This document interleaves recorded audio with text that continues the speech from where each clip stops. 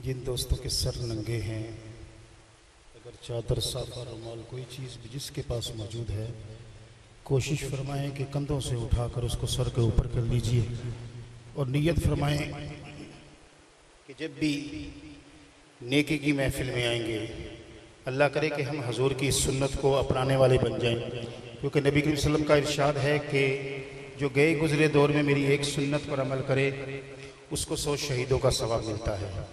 और सर ढांपना करीम आका की बहुत ही प्यारी सुन्नत है। अल्लाह ताला से दुआ है कि अल्लाह ताला हमें, अगर हम हर वक्त नहीं सर ढांप सकते तो कम अज़ कम जब महफिल में आए बावुज़ू होकर साफ़ सुथरे कपड़े पहनकर खुशबू लगाकर सरों को ढांप कर अपनी बातें करते हुए नहीं अल्लाह और उसके रसूल का जिक्र करते हुए तशरीफ़ लाएँ। तो आमी हज़रात नहायत ही मोहब्बत के साथ करीम आका की बारगाह में दुरूद पाक पढ़िए सल्लल्लाहु अलैहि।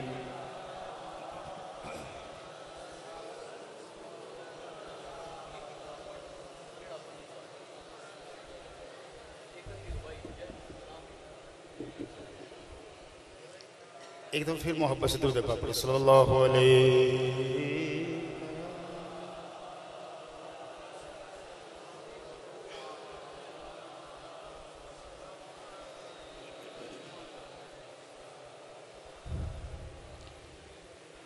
एक कलाम का हुक्म हुआ है तो इंशाल्लाह एक कलाम ही पढ़ूंगा।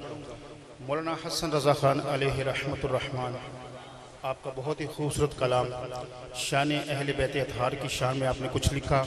आप लिखते हैं, किससे जुबां से हो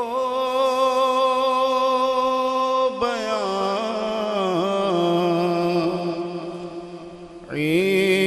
ईज़ो शान अहले बैत। आशिक़ रसूल लिखते हैं कि किस जुबां से हो अहले बैत अतहार की शान।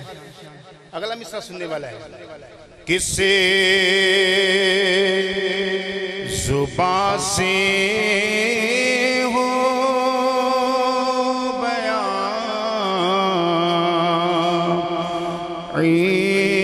ईज़ो शान अहले बैत।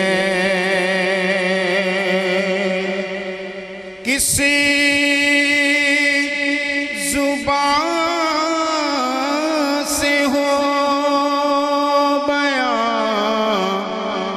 ईज़ो शान अहले बैत। मदह गोहे मुस्तफ़ा है, मदह खाने अहले बैत। मदह गोहे मुस्तफ़ा है, मदह खाने अहले बैत। अहले बैत अतहार की शान क्या है, सुनिए मोहब्बत से किए सुभान अल्लाह। कि बे इजाज़त जिनके घर और जिब्रील भी आ सकते नहीं,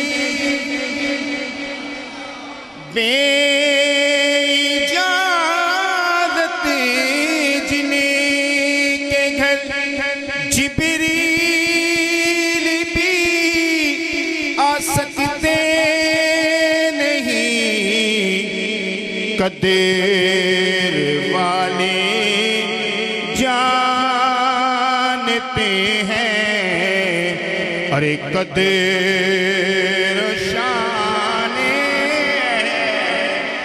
बैत।